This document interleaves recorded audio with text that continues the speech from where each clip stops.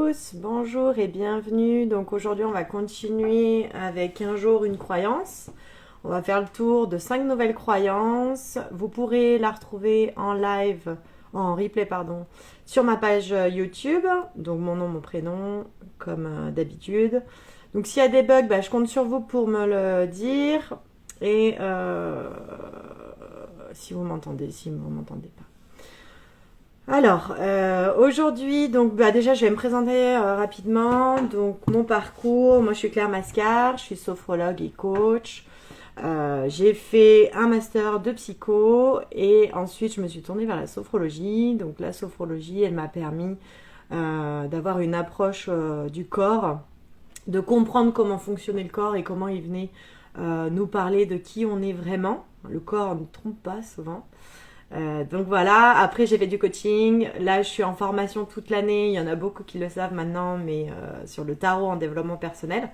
Expérience où je suis super ravie parce que j'apprends plein de choses et en même temps je mets en lien ma spiritualité avec l'accompagnement que je peux proposer. Donc c'est vraiment super et j'ai l'impression que maintenant j'ai vraiment une composante de l'être beaucoup plus globale. En plus je suis en gros travail sur moi-même en ce moment et j'apprends plein de choses, notamment sur le fait de changer et comment changer. C'est pas forcément squeezer qui on a été, mais c'est vraiment arriver à accepter toute notre palette et toute notre composante.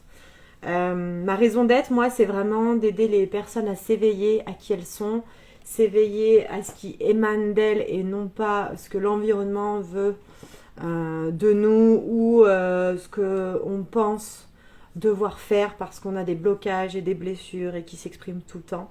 C'est vraiment prendre conscience de son pouvoir. Et à travers le un jour, une croyance, j'avais vraiment envie qu'on vienne questionner ce qu'on croit être vrai pour nous et qu'au final, il s'agit simplement d'accepter qu'on ne sait rien et qu'on part toujours un peu plus à la découverte de nous-mêmes. Donc bien sûr, vous avez mon lancement aussi de ma formation gratuite fin avril qui arrive. Donc n'hésitez pas à me suivre sur les réseaux, partagez bien sûr ma vidéo si vous pensez que ça peut aider des personnes de votre entourage. Mon but étant d'essayer de toucher le plus de personnes possible et d'aider un maximum de personnes. C'est aussi pour ça que je me suis tournée vers les réseaux. Les réseaux étant une très belle opportunité gratuite aussi pour qu'on puisse aller parler, aider d'autres personnes qu'on n'aurait pas dans un cabinet physique comme celui que j'ai. Donc, alors, les 5 croyances qu'on va voir aujourd'hui, donc c'est je n'ai jamais de temps pour moi, je n'ai jamais assez, je n'y arriverai jamais, j'ai eu une enfance de merde et c'est pour ça que j'ai une vie de merde, et je n'ai pas besoin d'aide. La dernière, je l'aime beaucoup. Donc n'hésitez pas à me dire quelle croyance a parlé pour vous, comment ça vibre en vous, les 5 croyances qu'on va voir aujourd'hui. Bonjour. Donc tout le monde a des croyances. C'est déjà un fait, c'est qu'on a des croyances, mais qu'on n'a pas forcément conscience que ça en est. Donc il y a 2 types de croyances. Il y a les croyances aidantes et les croyances limitantes. Aujourd'hui, on va beaucoup voir les croyances limitantes dans celles qu'on va voir aujourd'hui. C'est surtout les choses qu'on pense vraies pour nous. Salut! Donc ça façonne nos actions, nos émotions, nos décisions. Donc soit elles vont nous booster, elles vont nous aider donc à avancer, à faire nos actions, à vivre nos émotions, soit elles vont nous bloquer dans nos résultats. Donc c'est celles que moi j'appelle qui entravent la réalisation de qui je suis.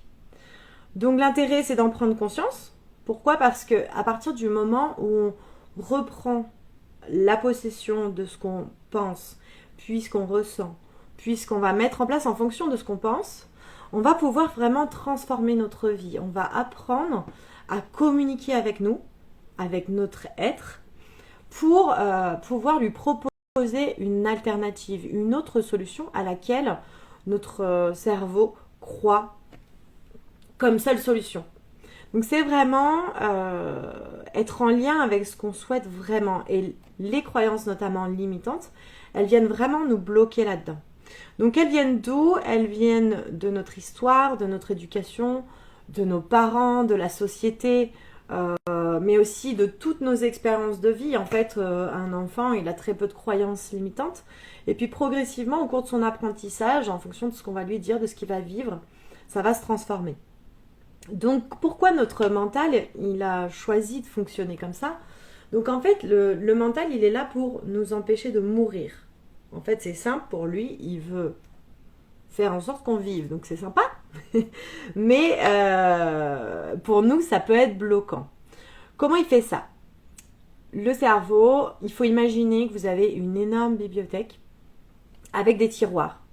Et dans ces tiroirs, vous avez vos souvenirs, vous avez vos idées, vos pensées, etc. Quand il y a une situation qui se présente à vous, vous avez une possibilité d'interprétation. Puisqu'en fait, vous avez la réalité, puis ensuite, vous avez votre filtre par lequel vous voyez la réalité. Donc, forcément, quand vous allez avoir une situation, une action ou quelque chose à mettre en place, vous allez avoir ce filtre qui va se mettre à partir de cette bibliothèque que vous avez construite. Donc, forcément, vous pouvez comprendre que si jamais j'ai des croyances qui viennent noircir le tableau, on va dire, qui viennent entraver la perception que j'ai de l'environnement, de la situation, à ce compte-là, il va y avoir une difficulté. Coucou. Donc pourquoi on va transformer ces chemins? En fait, il faut comprendre que si je change ma croyance limitante en une croyance aidante, alors c'est comme si mon filtre avec lequel je voyais la réalité va pouvoir être modifié. Il va y avoir autre chose qui va pouvoir se mettre en place. Donc changer ses croyances, c'est possible, bien entendu, mais on l'apprend que très peu. En fait, vous avez dans l'éducation, dans la croissance de l'enfant, on n'a pas appris, on nous a pas enseigné à apprendre à regarder en nous. Donc forcément, on est uniquement comme si on était récepteur de notre vie, de notre monde, et on est plutôt dans une position de je subis les événements. Or en fait, on peut complètement changer ça en le transformant, c'est-à-dire en arrivant à être aussi émetteur. Émetteur, c'est-à-dire par quel filtre je veux voir la réalité dans laquelle je vis. Donc bien sûr, pour changer ça, je vous ai dit tout à l'heure, il y avait donc les tiroirs de la bibliothèque. On va aller piocher. Nous, on va proposer un nouveau tiroir. C'est-à-dire que sur un chemin que le mental ferait par rapport à une situation entre mon tiroir A et cette situation, je vais lui proposer un autre chemin. Le chemin, on va dire B. Et dans ce cas-là, on va lui proposer cette alternative une fois. Et ensuite, une fois que je vais l'avoir sollicité, alors bien entendu, c'est pas en une fois que ce chemin il va être validé. Ça, c'est le phénomène où il faut bien comprendre que la répétition va entraîner cette modification, ce changement. Et ça, c'est pour tout dans la vie. Vous ne devenez pas maître yogi si vous avez fait une position du cobra une fois. On est bien d'accord. En fait, dans la réalité, on est tous d'accord. Par contre, quand il s'agit de nous-mêmes aller faire l'introspection et la recherche de nos croyances, c'est plus compliqué parce qu'on se retrouve en face de nos peurs, en face de nous-mêmes et du coup de toutes nos difficultés que cette croyance va sous-tendre. Toutes les autres croyances qui vont s'ajouter. Parce que forcément, c'est comme une grande toile d'araignée. Et une croyance n'est pas une chose isolée. En vrai, je vous parle d'un chemin A et d'un chemin B.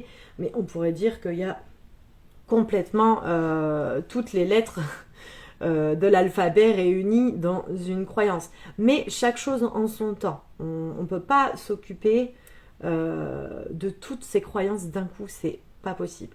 Donc, on va aller voir une par une les croyances qu'on avait vues dans le mois de mars, du coup, avec un jour une croyance.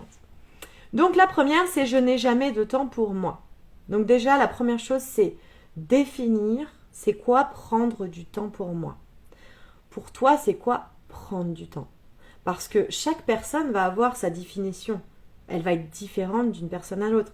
Si je suis sportive, je vais pouvoir complètement prendre du temps pour moi à travers du footing, du ski, de la grimpe pour moi. Voilà, ça va être complètement différent. Pour une autre, cette notion de prendre le temps à travers l'escalade par exemple, mais ça va pas du tout résonner. Par contre, prendre un bain pendant des heures, ça peut peut-être plus lui parler. Donc vraiment, c'est redéfinir, non pas pour l'autre, mais définir pour moi quelle est l'activité, la chose ou rien, ça peut être rien, pour prendre du temps pour moi. Parce qu'en fait, c'est une expression aujourd'hui qui est utilisée à toutes les sauces, mais en fait, on a oublié de se la réapproprier. C'est pareil quand je pars un peu à côté, mais quand on parle de rituels, les trucs morning, là, je sais plus comment ça s'appelle, en fait, il s'agit, je fais l'expérience de cette possibilité et je vois comment ça résonne en moi. Mais tant qu'on ne fait pas l'expérience, on ne peut pas savoir si ça résonne pour nous, si c'est juste pour nous. Donc c'est prendre du temps pour moi. Pourquoi? Est-ce que je prends du temps pour moi pour réaliser mes projets, pour faire les activités que j'aime, ou est-ce que j'ai besoin de prendre du temps pour moi pour ne rien faire, ou être seule dans la nature? C'est vraiment définir ce qui va me ressourcer en termes d'énergie. Prendre du temps pour moi, moi je le qualifierais dans cette activité-là me permet de me sentir remplie de nouveau. Quand je suis fatiguée, quand je suis à bout, quand je suis sursollicitée, comment je fais pour faire une pause? Donc c'est pas forcément méditer pendant 4 heures en position de lotus. Pas forcément. Par contre, ça aurait même l'effet inverse, ça veut dire que ça peut même nous éloigner du fait d'accepter de prendre le temps pour soi. Cette notion-là est très importante. Parce que quand on essaye de faire des choses qui ne nous parlent pas ou qui ne résonnent pas pour nous, dans ce cas-là, on s'éloigne de véritablement ce qui va régénérer notre énergie, nos ressources. Donc bien sûr, y a beaucoup de gens qui ne savent pas qu'est-ce qui les ressource, qu'est-ce qui leur font du bien. Donc c'est déjà un premier point de départ de la transformation. Je dirais même que c'est primordial de s'arrêter pour essayer des choses, tenter des expériences. Par exemple, moi dans mes suivis, je propose aux personnes d'avoir un carnet sur lequel elles vont évoluer, écrire, poser des choses, etc. Mais dedans, elles mettent ce qu'elles veulent.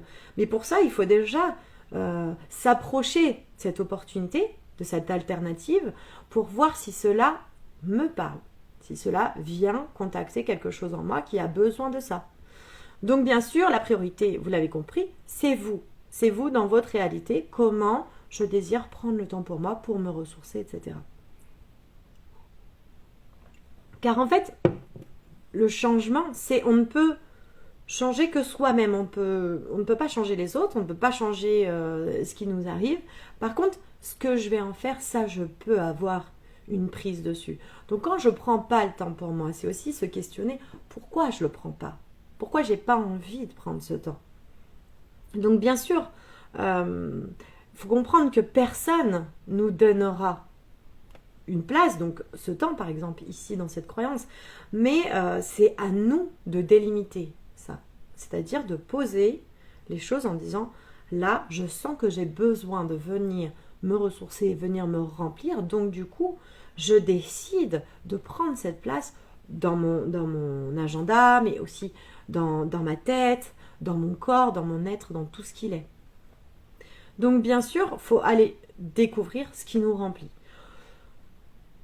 Pourquoi c'est important et pourquoi pour moi c'est même primordial? C'est parce qu'en fait, on ne peut pas être toujours dans je vide mon réservoir, je donne, sans le remplir de nouveau. C'est un cercle vertueux, donc c'est autant le je donne que je reçois. Mais c'est surtout qu'est-ce que je me donne et qu'est-ce que je m'autorise à recevoir. Parce que, en fait, sinon on est dans un déséquilibre total entre les deux. Et on ne met pas en place cette circulaire énergétique de je peux donner parce que j'ai reçu. Donc bien sûr, c'est tout le temps valable. C'est-à-dire que pourquoi aujourd'hui on a autant de burn-out, de problèmes de ce type? Parce que les personnes, elles ont perdu, elles n'ont plus pris le temps, elles n'ont pas laissé de place à l'expression de je reçois. Donc du coup, à un moment donné, elles se sont acharnées sur quelque chose, elles ont donné à outrance et d'un coup, elles se rendent compte, elles se réveillent un matin et là, il n'y a plus de jus. C'est comme une voiture, vous pouvez avoir la meilleure voiture du monde. Si vous n'avez pas d'essence bioéthanol, machin, enfin après vous mettez tout ce que vous voulez dessus. Si vous n'avez pas de carburant, vous ne pourrez pas rouler. Donc c'est vraiment très important. Donc n'hésitez pas à me poser des questions si vous en avez sur cette première croyance qu'on a vue aujourd'hui. Donc on va continuer avec la deuxième. Je n'ai jamais assez. Alors ça c'est la grande question du moment. La société nous pousse en plus à ressentir beaucoup ça. C'est notre relation avec l'avoir. Donc est-ce que déjà, dans la première chose, quelle est ma relation avec l'avoir dans le sens où est-ce que je considère que l'avoir est forcément signe de bonheur? Pour moi. Coucou! Donc c'est la société, elle nous pousse. C'était qui Sarkozy, gagner plus, travailler plus pour gagner plus.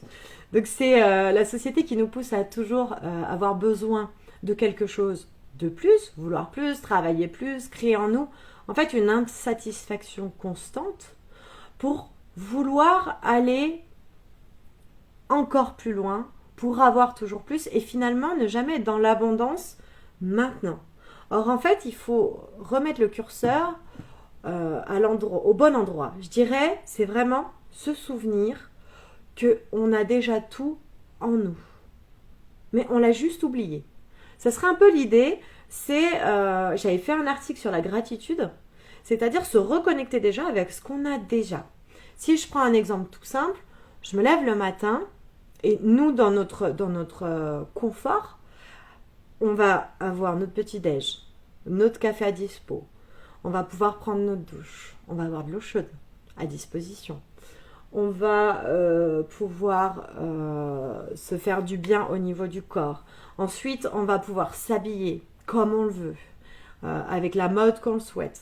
Ensuite, on va avoir une voiture, un vélo, des jambes, pour pouvoir aller à notre travail. Parce que déjà, en plus, on a un travail. Vous imaginez déjà là, en 5 minutes, toute la gratitude que je peux exprimer à travers ce que j'ai dans mon quotidien. Donc, c'est vraiment... l'idée, ce que je veux vraiment vous transmettre, c'est que c'est subjectif. C'est complètement en relation avec ce que je vis à l'intérieur. C'est pas ce qu'il y a à l'extérieur.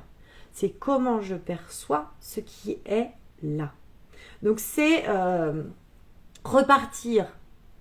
partir d'une relation du manque. Je serai heureuse quand j'aurai ça, à me dire c'est déjà le cas. Donc ça, c'est déjà un premier travail. En fait, on voit une fois qu'on travaille sur la transformation des croyances en termes d'exercice, là, on va créer le retour à maintenant, je crée l'abondance, je le vibre maintenant dans mon émotion. Mais ça, c'est une deuxième étape. Donc, bien sûr, je me ramène à la connexion de l'abondance pour ne pas vibrer l'énergie du manque. Donc, là, par exemple, sur l'exemple de la matinée, vous voyez bien que je vis dans l'abondance. Je l'ai déjà, cette abondance. Parce que si je vous dis, oui, demain, tu vas prendre ta douche, il faut aller jusqu'au puits ou au lavoir du village pour aller chercher de l'eau. Ensuite, quand tu reviendras, il faudra faire chauffer ton eau. Et ensuite, il faudra pouvoir se doucher avec une casserole. Donc, c'est pas tout à fait le même confort. Quoique, on peut trouver de l'abondance à aller avoir de l'eau au centre du village et de pouvoir la chauffer. Donc vous voyez que tout est subjectif et que ça peut aller encore plus loin en termes de perception de ce que j'ai déjà. Donc c'est se poser la question, pourquoi je veux avoir plus? Qu'est-ce qui me manque aujourd'hui? Qu'est-ce qui vibre en moi dans le fait de vouloir combler un vide? Quel est ce vide? Ça va être déjà un premier questionnement dans le je n'ai jamais assez. Se poser la question, contre quoi je fuis? Qu'est-ce que je fuis en moi que je ne veux pas voir et que je réponds à travers cette recherche constante de l'avoir plus? Je fais un léger lien aussi avec la croyance que nous avons vue juste avant. Je vous laisse méditer là-dessus. Ça, donc, bien sûr, nos zones d'ombre, elles nous font peur. C'est bien pour ça que quand il s'agit de transformer sa réalité, transformer sa vie et d'aller au contact de soi-même, ça demande du courage. Pourquoi? Parce que on accepte de voir, d'observer nos manques. C'est-à-dire ce qui est encore une blessure en nous, ce qui vibre encore en nous de manière compliquée, difficile. Donc c'est vraiment, je n'ai jamais assez pour combler le je ne suis pas assez.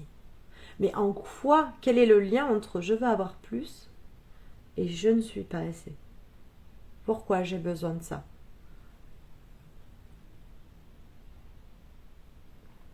Et pour moi, c'est vraiment essentiel d'aller observer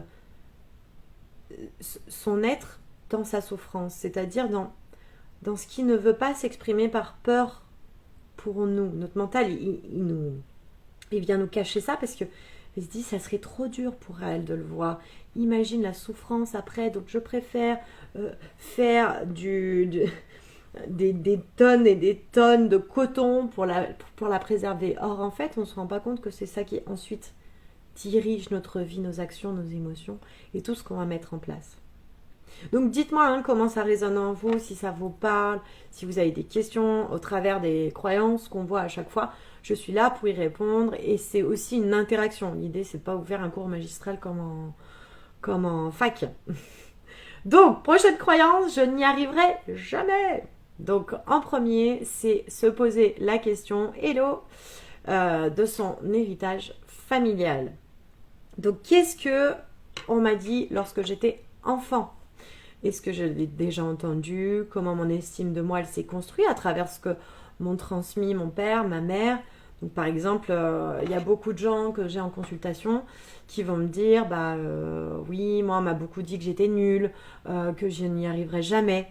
Donc, et ça a un impact sur notre vie d'adulte. C'est-à-dire qu'en fait, même si on n'en a pas conscience, parce que souvent, quand on est enfant, ensuite, on oublie des souvenirs, des choses qui se sont passées.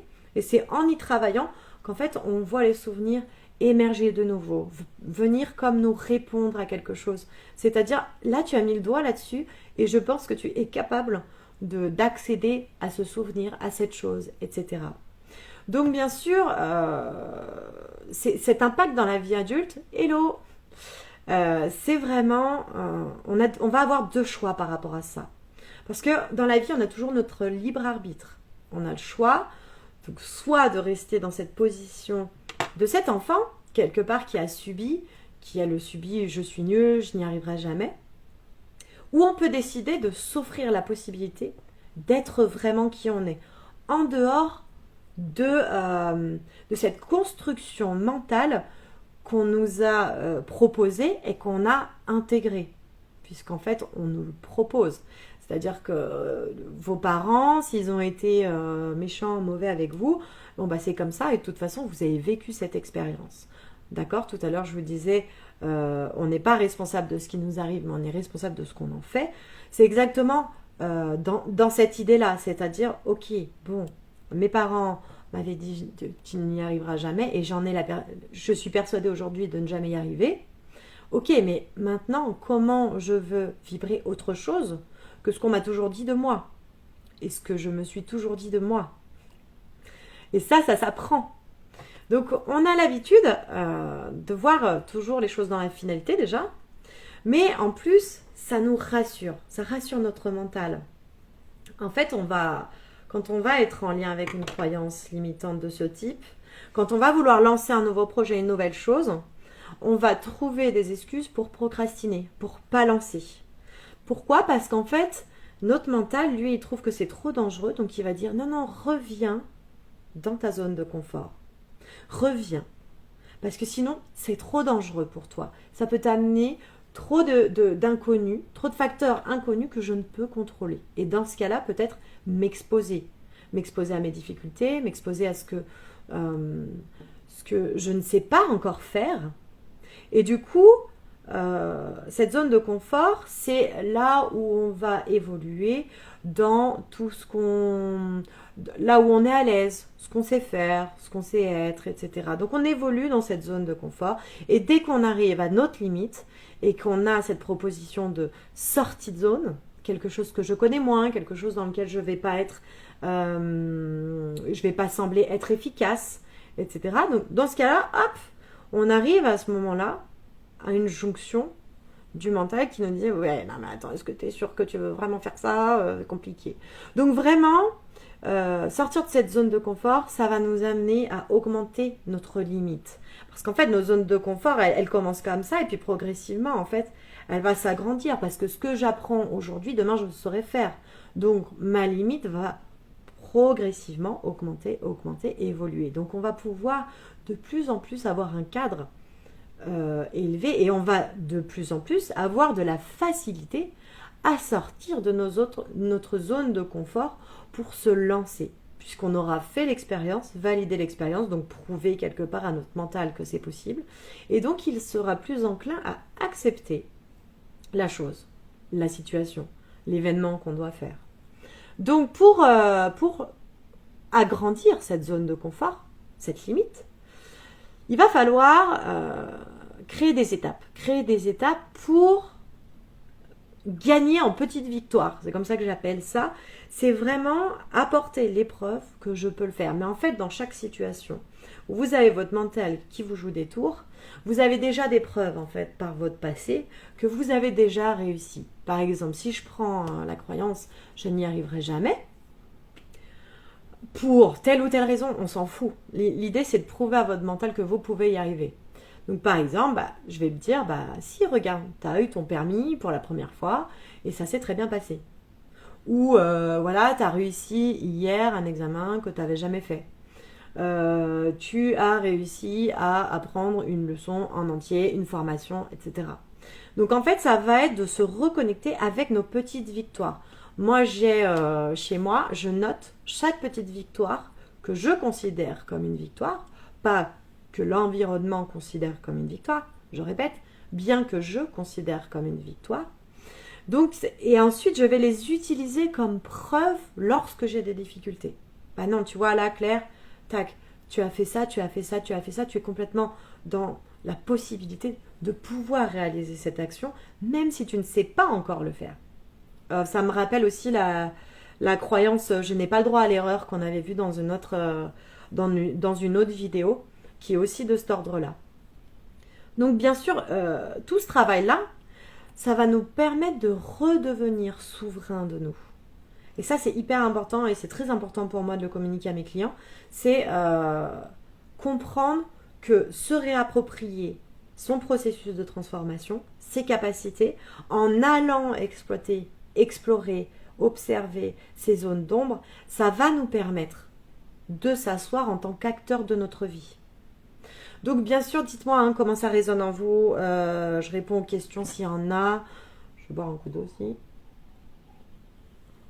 Et on avance avec la croyance suivante. Je l'ai mis exprès un petit peu vulgaire parce que je l'entends beaucoup un peu de cette manière avec de la colère par rapport à sa famille ou son histoire. C'est « j'ai eu une enfance de merde et c'est pour cela que j'ai une vie de merde ». Donc votre enfance, elle a fait déjà qui vous êtes maintenant. Donc déjà d'un fait, elle vous a permis d'arriver là où vous êtes aujourd'hui. Même si ça a été chaotique, tout ça, vous êtes là et vous avez forcément plein de potentiel, plein de ressources et plein de capacités que vous avez créées à partir de ça. Donc déjà, on peut voir que rien n'est noir ou blanc. À travers la croyance limitante, là, c'est vraiment sortir de la dualité noir-blanc et arriver à amener de la teinte. On va y revenir plus loin sur l'idée de cette teinte et comment en fait on va percevoir les choses dans une autre teinte, c'est-à-dire d'une autre façon que celle qu'on avait pu voir avant. Le filtre, enfin ce que je veux dire, c'est que le filtre par lequel je vois mon histoire, je peux le transformer. Donc c'est bien sûr quelle capacité j'ai eue à travers les traumas que j'ai vécus. Qu'est-ce que ça m'a apporté? Alors bien sûr, c'est difficile de s'y intéresser. Pourquoi? Parce que vous allez voir forcément les capacités que ça vous a amené. Mais vous allez vouloir échapper aussi aux blessures qui sont juste à côté de tout ça. Donc forcément, on va avoir tendance à pas vouloir voir ces capacités parce qu'elles sont juste à côté d'un truc qu'on a quand même tenté d'échapper.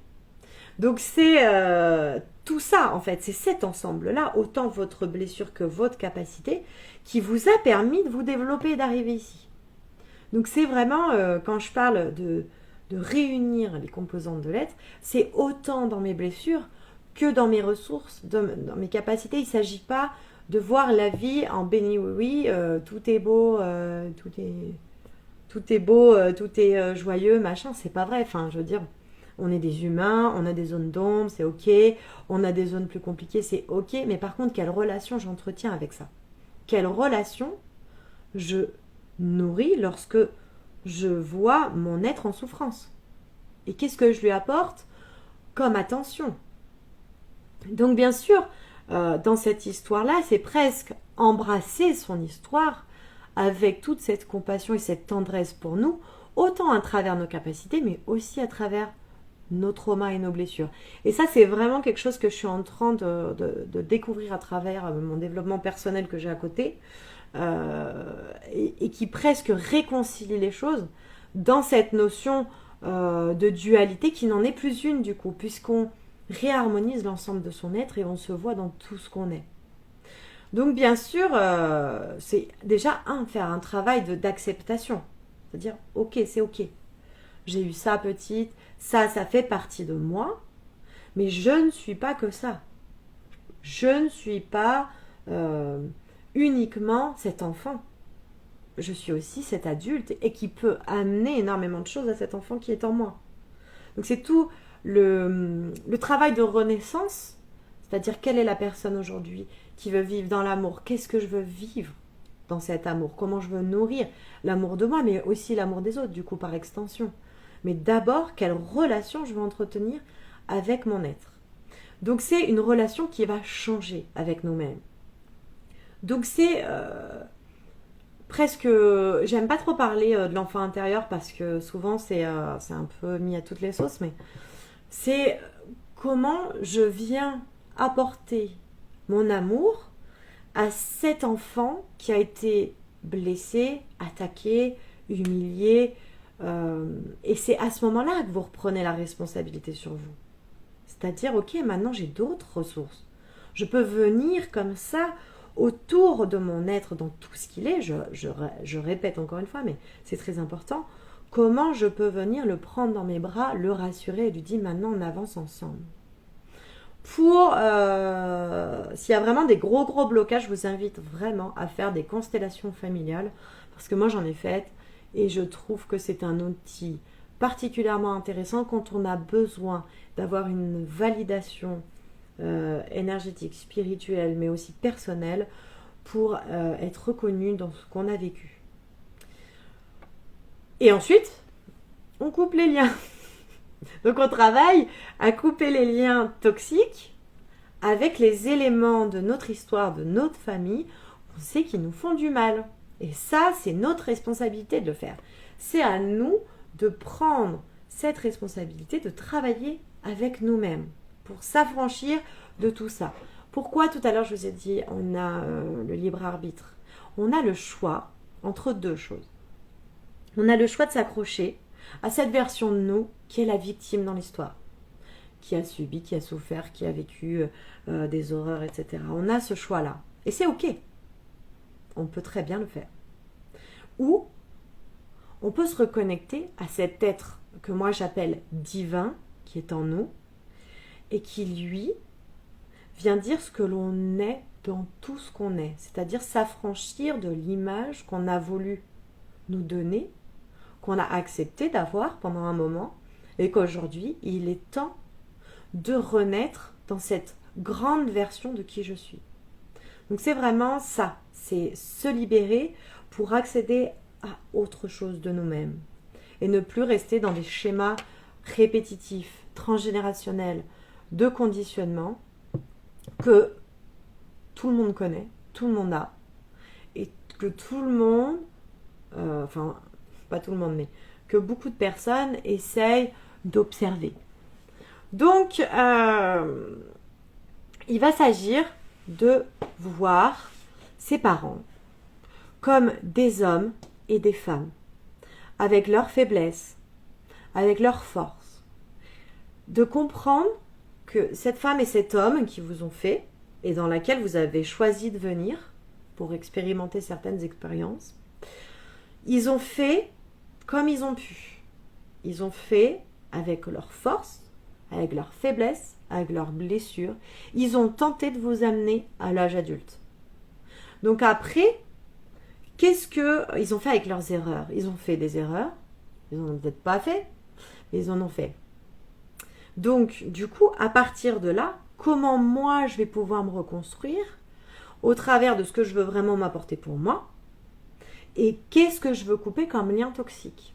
Parce que finalement, ce que je me rends compte avec l'expérience, c'est que beaucoup de personnes savent les liens à couper, mais beaucoup ont peur de les couper. Parce qu'ils pensent qu'en coupant des liens toxiques, c'est-à-dire en travaillant sur les blessures, alors je vais moins être dans l'amour avec mon parent. Je vais moins, ça veut dire oublier les liens. Alors ça, c'est beaucoup de travail de deuil. Mais dans le travail de deuil, c'est beaucoup ça. Si je coupe un lien, alors ça veut dire que je vais l'oublier. Non, c'est je transforme ma relation avec. C'est complètement différent. Je laisse exister en moi, mais je me libère du poids que ça engendre. C'est pour ceux qui ont vu le tarot de Marseille et qui ont fait des séances avec moi, vous avez vu, hein, il y a le chariot avec les deux personnages sur les épaules. C'est tout à fait ça. C'est quel est le poids familial qui pèse sur mes épaules. Donc bien sûr, on est là pour travailler nos expériences, transformer nos expériences et avancer sur notre propre chemin, pas celui qu'on nous a dit et demandé d'avoir. Et c'est tout notre travail, et c'est ça la responsabilité. Sa responsabilité, c'est de travailler sur sa vie pour... Merci Cassandra. C'est transformer nos expériences pour avancer sur notre propre chemin et se libérer de tous ces schémas, de tous ces conditionnements. Et en plus, j'irai plus loin parce que c'est très important pour moi, mais la lignée transgénérationnelle. Pour les femmes, on a beaucoup. Ciao, ciao. On a beaucoup de choses à faire, beaucoup de travail là-dessus. Pourquoi? Parce que la place de la femme, elle a énormément évolué. Elle a énormément changé. Et du coup, on se voit, je vois surtout aussi sur les familles d'immigration, où en fait, la place de la femme était très définie. Et maintenant, on arrive un peu à un tournant où nous, on sent bien qu'on finit quelque chose et qu'on doit en relancer un. Et là, je vous invite vraiment à aller travailler ça parce que ça prend toute sa puissance et sa grandeur quand on coupe ses liens. Pour les hommes, ça va être tout l'accès à l'émotionnel, à sa partie féminine, comment j'accepte et j'accède à l'émotion sans avoir l'impression de perdre qui je suis, de perdre ma place d'homme. Et c'est vraiment important de voir comment ça résonne ça. Donc n'hésitez pas à me dire qu'est-ce que vous en pensez. Donc on passe à une autre croyance. Je n'ai pas besoin d'aide. Donc il y a beaucoup de gens, moi quand je les ai en première consultation, ils ont pensé pendant des années qu'ils n'avaient pas besoin d'aide. En fait, moi je vais vous inviter maintenant à le voir sous un autre angle. C'est vraiment quand on va mal, on pense qu'on va s'en sortir tout seul et qu'on n'a pas besoin. Il y a une partie d'ego, il y a une partie de contrôle, il y a une partie de peur aussi, hein, parce que si je vais voir un professionnel, il risque de mettre le doigt là où j'ai pas envie de voir et qu'on préfère mettre la tête dans le sable plutôt que d'aller le voir. Donc les professionnels, ils sont là pour quoi? C'est important de parler de professionnels, mais ça peut être aussi, dans un premier temps, simplement libérer la parole, libérer l'expression de ce qu'on vit. À travers un carnet, par exemple, j'en ai parlé tout à l'heure, mais si ce n'est pas encore l'étape à laquelle vous devez passer au niveau d'un professionnel, commencez par écrire ce que vous vivez, ce que vous ressentez, pour venir vous confier à vous. En fait, vous allez être votre propre miroir. Donc vous allez pouvoir avoir une autre vision des choses, un autre angle sur les choses. Ce que je dirais, moi, de l'accompagnement que j'amène en tant que professionnel, c'est vraiment de faire émerger les réponses chez les personnes, d'aller voir les ressources qu'on parlait tout à l'heure, C'est-à-dire, qu'est-ce que j'ai d'autre? Qui je suis d'autre que cette étiquette que j'ai bien voulu me donner pendant trop longtemps. Ça va être mes potentiels. Qu'est-ce que je suis capable de faire d'autre que ce que j'ai toujours fait. Donc c'est vraiment comme le petit enfant qui va explorer son monde et partir à la découverte du monde. Ça va être de venir tranquillement ouvrir cet espace pour venir l'explorer. Je vous assure que ce n'est jamais vide. Le vide n'existe pas. La nature a horreur du vide. Vous n'êtes pas vide. Vous êtes plein. Vous avez simplement oublié d'allumer la lumière. Donc si vous êtes dans une pièce noire, vous ne pouvez pas voir tous les objets qui s'y trouvent. Vous ne pensez pas pour autant que cette pièce est vide. Vous, c'est la même chose. Donc bien sûr, moi ça va être mon travail ça, mais c'est besoin aussi d'avoir un regard différent, neutre, extérieur à tout son environnement. Parler à quelqu'un qui est professionnel, c'est beaucoup plus simple que parler des fois à sa meilleure amie, son conjoint, sa famille. Pourquoi? Parce qu'ils ont une image, eux, ils ont une perception de vous qui leur est propre. Or, quand on est en relation avec quelqu'un d'autre, on est forcément en lien avec le filtre par lequel l'autre voit la réalité. Donc, le professionnel, qu'est-ce qu'il amène? Il vous propose un miroir qui vous permet d'avoir cette vision de vous. Donc, le regard de l'autre, il est très important, autant pour un élan que pour comprendre ses blessures, ce qui ne va pas dans notre vie. Mais par contre, il faut être accompagné là-dessus. Parce que sinon, on vit pour le regard de l'autre, et du coup, on en a peur, et du coup, ça devient nos croyances limitantes et nos blocages. Par contre, si je le fais dans cette juste perception de moi, ce que ça me fait vivre quand quelqu'un me regarde de cette manière, me dit cette chose, etc., ça, c'est ma responsabilité. Ce qu'il pense, par contre, de moi, c'est le filtre par lequel il voit. Donc, c'est toute la grande nuance. L'autre, il vient nous montrer notre relation à nous-mêmes, dans la perception que j'ai de moi. Personne ne sait pour moi ce qui est juste pour moi. Et ça s'apprend. C'est-à-dire qu'à un moment donné, l'espace de l'aide thérapeutique, elle est là pour offrir un environnement sécure dans lequel je peux venir à la découverte de moi-même en toute sécurité. Car le thérapeute, le professionnel, est garant de ce cadre. C'est ça que ça offre. Pour ceux qui vous disent le contraire, c'est-à-dire qui savent pour vous ce qui est juste, fuyez. Notre environnement vibre avec ce qui vibre à l'intérieur de moi. Donc, c'est-à-dire qu'une fois que j'ai fait la relation avec mon cœur, mon être et tout ce qu'il est, je peux maintenant vibrer à travers mon environnement, ce que je désire. C'est-à-dire que mon filtre par lequel je vois la réalité, ce que je vous avais expliqué au début, il va pouvoir évoluer en fonction de ce qui vibre en moi. Donc, par exemple, j'avais pris un exemple pour vous montrer ce que je trouve que c'est bien les exemples. Quelqu'un me dit que je suis folle de quitter mon job pour me lancer dans ma propre entreprise. Alors, c'est du connu. C'est quand j'ai quitté mon boulot de salarié pour être à mon compte. Voilà une pensée, une croyance limitante de mon environnement. Pareil. Mais que j'ai validé, parce que ça a quand même questionné à l'intérieur. Donc, j'ai deux possibilités quant à ça.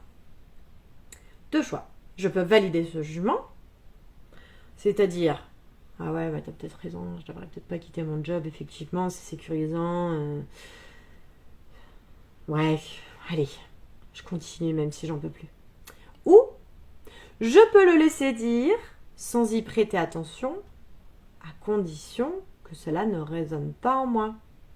C'est-à-dire que non, mon choix est fait, j'ai besoin d'expérimenter, d'être mon propre patron, d'être chef d'entreprise, de réussir dans mon entreprise et pour tout plein d'autres raisons que chacun aura dans cet exemple-là.